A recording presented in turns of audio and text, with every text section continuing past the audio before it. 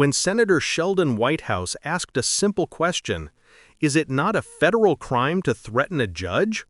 What followed was a moment that revealed something far more alarming than one man's ignorance of the law. It exposed how shallow our institution's commitment to justice has become when even those tasked with protecting judges seem unsure of the laws meant to defend them. Mr. Marquetto, welcome. It is one of the jobs of the Marshals Service to provide protection to our federal judges. Is that correct? Senator, thank you for the question. Absolutely, yes. And it is a federal crime, for instance, under Section 115, to threaten a judge. Is it not a federal crime? Senator, off the top of my head, I don't know the statute, but it is a federal crime if you do threaten our federal judges. And it can also be an obstruction of justice crime to threaten a federal judge if the effort is to influence, intimidate, or impede the judge in the performance of his or her duties. Is that not also correct?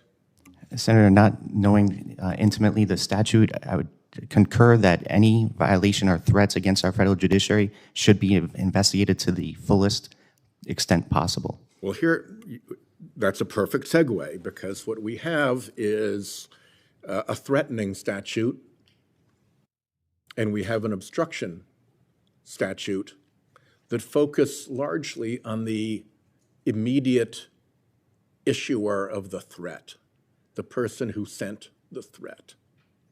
But if you look behind those, we also have conspiracy statutes, 371, 372, and 373 to be more specific. And it is also a federal crime to conspire to threaten a judge, is it not? And also a federal crime to conspire to obstruct justice, is it not? Senator, again, I'm not intimately familiar with the statutes, but I do know that the judicial security mission is, without a doubt, one of our core responsibilities in our democracy. Is it a crime to conspire to threaten a judge? Senator, I'm not, again, too familiar. If the investigative facts that are presented to the U.S. Attorney's Office dictate that that individual or individuals have threatened the federal judge, then they will pursue charges. Well, if you don't know whether conspiracy to threaten a judge is a crime or not, you may also not know whether obstruction of justice is a predicate act for purposes of the racketeering statutes.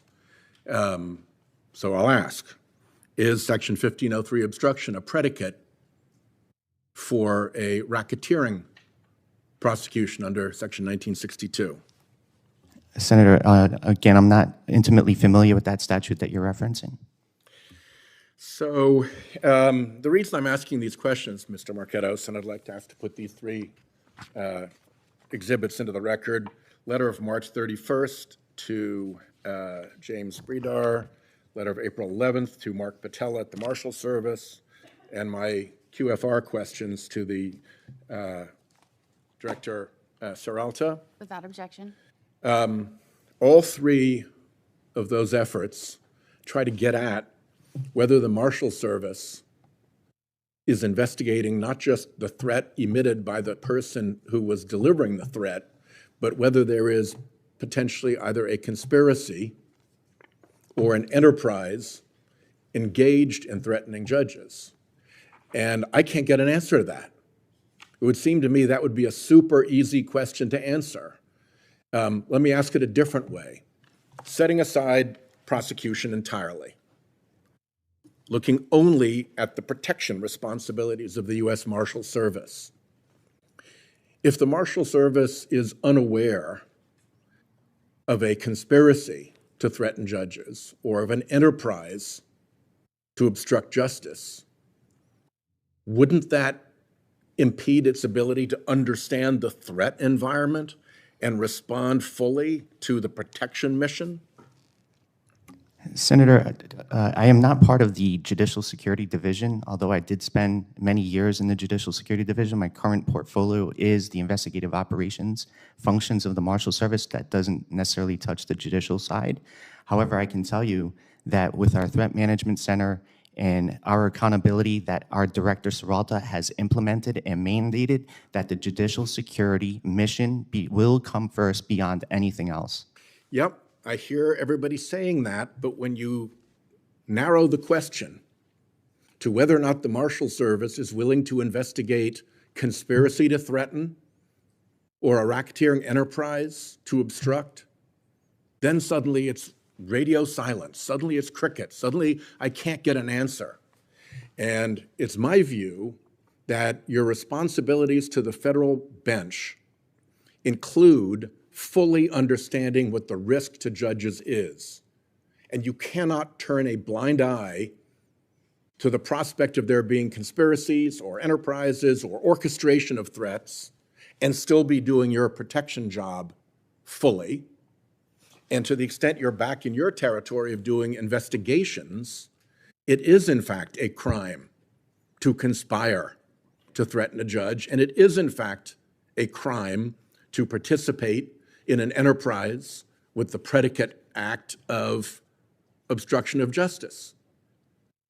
And my question, my challenge to you at this point, since I can't get a straight answer, is have you foregone that responsibility for fear of where those investigations will lead?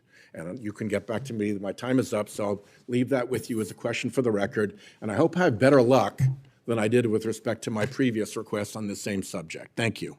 Thank you, Senator Whitehouse. What we just witnessed wasn't a heated exchange. It was a quiet kind of institutional embarrassment. Senator Whitehouse wasn't grilling a partisan enemy. He was trying to confirm that one of America's core law enforcement bodies, the U.S. Marshals Service, understands and enforces the basic statutes that safeguard the independence of the judiciary. But instead of confident answers, we got hesitations, stumbles, and a fog of bureaucratic vagueness. When Whitehouse asked if threatening a federal judge is a crime, Deputy Director Marquetto hesitated. He wasn't sure of the statute, he wasn't sure of the conspiracy implications, he wasn't even sure about whether obstruction of justice qualifies as a predicate for racketeering, something any senior federal investigator should at least broadly understand. What that moment revealed wasn't just one man's lack of preparation, it was a reflection of how diffused and directionless federal accountability can become when the culture of enforcement turns defensive instead of courageous. Whitehouse's deeper point was this: it's not enough to catch the individual who sends the threat. Real justice requires asking who might be orchestrating those threats, funding them, or encouraging them as part of a broader campaign of intimidation. Because when threats to judges become systematic, when they start to mirror the same rhetoric we see online or in political movements, it stops being about one person's words. It becomes a conspiracy to undermine the rule of law itself. What this exchange teaches us is that democratic erosion doesn't always happen with coups or mobs. Sometimes it happens in hearings like this, through hesitation, through institutional amnesia, through the quiet avoidance of responsibility by people who should know better. This is why Whitehouse's persistence matters. He's not just being pedantic, he's trying to force the system to remember its own purpose. Because protecting the judiciary isn't about partisan politics, it's about preserving the very idea that laws mean something, even when they inconvenience those in power. This hearing may not have gone viral for its shouting or chaos, but its implications are far more serious. It was a mirror held up to the system, showing just how unprepared some of its guardians are to confront the threats it faces. This is Left Lens. We break down the politics of power, not just the drama, but the deeper meaning behind it. If you value analysis that challenges the surface narrative and brings context to the chaos, subscribe to Left Lens and join us as we keep holding power to account.